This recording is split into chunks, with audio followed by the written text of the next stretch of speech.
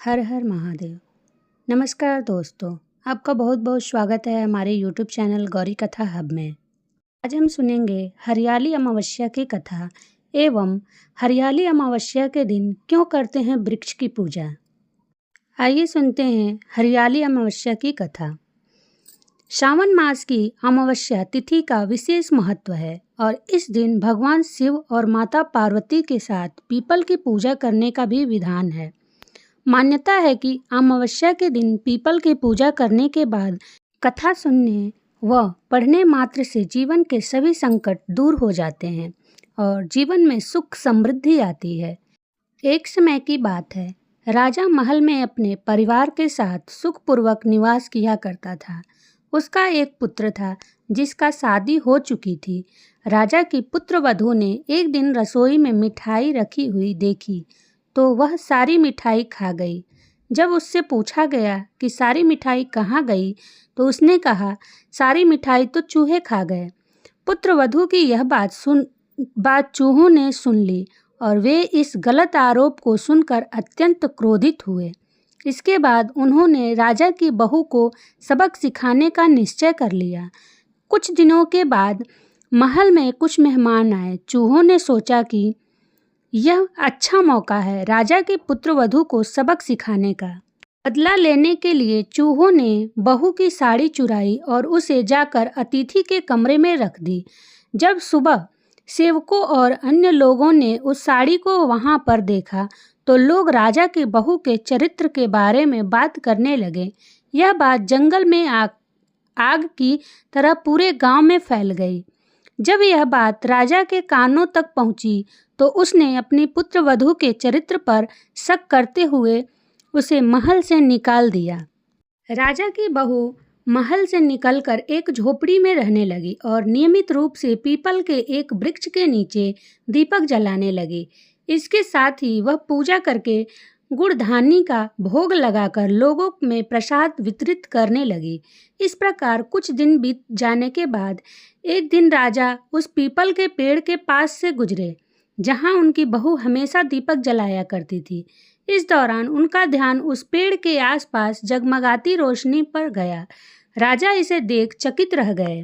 महल में वापस आने के बाद उन्होंने अपने सैनिकों से उस रोशनी के रहस्य का पता लगाने के लिए कहा। सैनिक राजा की बात मानकर उस पेड़ के पास चले गए। वहां पर उन्होंने देखा कि दीपक आपस में बात कर रहे थे। सभी दीपक अपनी अपनी कहानी बता रहे थे। तभी एक दीपक बोला, मैं राजा के महल से हूँ। महल से निकाले जाने के बाद राजा की पुत्रवधू रोज मेरी पूजा करती है और मुझे प्रज्वलित करती है। सभी अन्य दीपकों ने उससे पूछा कि राजा की बहू को महल से क्यों निकाला गया तो उसने बताया कि एक दिन उसने मिठाई खाकर चूहों का झूठा नाम लगा दिया। इस पर चूहे नाराज हो गए और राजा की बहू से बदला लेने के लिए उसकी साड़ी अतिथि के कमरे में रखा है।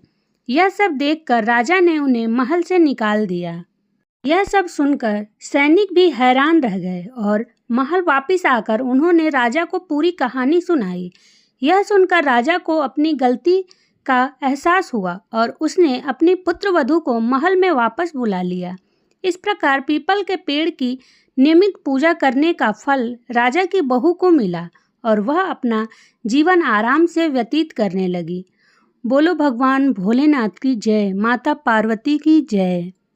आइए सुनते हैं हरियाली अमावस्या के दिन क्यों करते हैं वृक्ष की पूजा।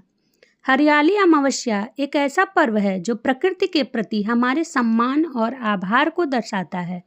यह श्रावण मास की अमावस्या को मनाया जाता है और इस दिन वृक्षों की पूजा का विशेष महत्व है।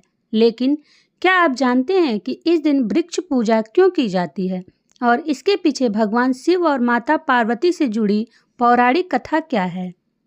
हरियाली अमावस्या, जिसे श्रावण अमावस्या भी कहा जाता है, सावन माह के बहुत ही पावन और ऊर्जा समृद्ध कालखंड में आती है। इस दिन प्रकृति की आराधना, विशेष रूप से वृक्षों की पूजा का विशेष महत्व है। यह परंपरा केवल पर्यावरणीय दृष्टि से ही नहीं बल्कि धार्मिक और पौराणिक दृष्टिकोण से भी अत्यंत गूढ़ और महत्वपूर्ण मानी जाती है। आइए जानते हैं इस परंपरा के पीछे छिपी गहराई शिव पार्वती से जुड़ी पौराणिक कथा और इस दिन से जुड़े आध्यात्मिक महत्व के बारे में। आइए सुनते हैं हरियाली अमावस्या की पौराणिक कथा। हरियाली अमावस्या पर वृक्ष पूजा का संबंध भगवान शिव और माता पार्वती से भी जुड़ा है। एक पौराणिक कथा के अनुसार एक बार भगवान शिव कैलाश पर्वत पर ध्यान में लीन थे। उसी समय माता पार्वती उनसे मिलने के लिए आईं, लेकिन शिव जी ने अपने ध्यान से विघ्न न डालने के लिए उन्हें प्रतीक्षा करने को कहा। माता पार्वती कुछ समय तो शांत बैठी रहीं, लेकिन जब शिव जी ने ध्यान नहीं तोड़ा तो वे चिंतित हो गईं और सोचने लगीं कि क्या शिव जी उन्हें भूल गए हैं। इसी दौरान उन्होंने देखा कि एक वृक्ष के नीचे एक ऋषि तपस्या कर रहे थे और उनके ऊपर एक चिड़िया ने अपना घोंसला बनाया था। चिड़िया के बच्चे अभी छोटे थे और उनकी माँ उन्हें भोजन लाने के लिए बाहर गई थी। अचानक तेज हवा चलने लगी और बारिश भी आने वाली थी। माता पार्वती ने देखा कि ऋषि अपने तप में लीन थे, लेकिन चिड़िया के बच्चे असुरक्षित थे। उन्होंने सोचा कि यदि वे कुछ नहीं करेंगी तो चिड़िया के बच्चे बारिश में भीग जाएंगे और उन्हें ठंड लग जाएगी। माता पार्वती ने एक पत्ती का रूप धारण कर लिया और उस चिड़िया के घोंसले के ऊपर गिर गईं, ताकि घोंसला बारिश से बच जाए। जब चिड़िया लौटी तो उसने देखा कि उसका घोंसला सुरक्षित है और उसके बच्चे भी ठीक हैं। वह यह देखकर बहुत प्रसन्न हुई। जब शिव जी का ध्यान टूटा तो उन्होंने माता पार्वती को ढूंढना शुरू किया और उन्हें एक पत्ती के रूप में पेड़ पर देखा। शिव जी ने उनसे पूछा कि वे पत्ती क्यों बन गईं। तब माता पार्वती ने उन्हें पूरी घटना बताई और कहा कि उन्होंने असहाय बच्चों की मदद करने के लिए ऐसा किया।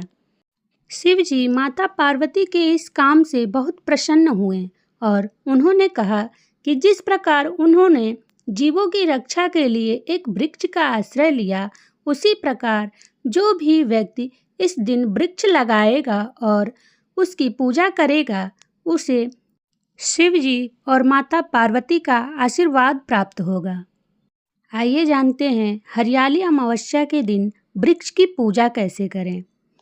हरियाली अमावस्या के दिन सुबह उठकर स्नान करें और स्वच्छ वस्त्र धारण करें।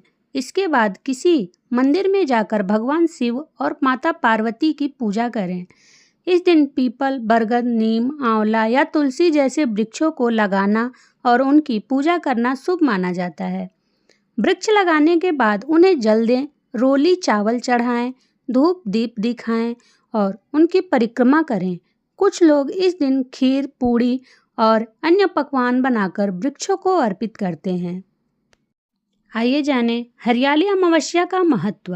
हरियाली अमावस्या का पर्व मुख्य रूप से उत्तर भारत में बड़े हर्षोल्लास के साथ मनाया जाता है। यह वर्षा ऋतु के आगमन का सूचक है और इस दौरान चारों ओर हरियाली छाई रहती है। इस दिन लोग नए कपड़े, नए पेड़ पौधे लगाते हैं और उनकी पूजा करते हैं। ऐसी मान्यता है कि वृक्षों में देवताओं का वास होता है, इसलिए हरियाली अमावस्या पर वृक्षों की पूजा करके हम प्रकृति के प्रति अपना आभार व्यक्त करते हैं। जय भोलेनाथ, जय माता पार्वती, हर हर महादेव। अगर आपको वीडियो पसंद आए तो प्लीज़ चैनल को सब्सक्राइब करें।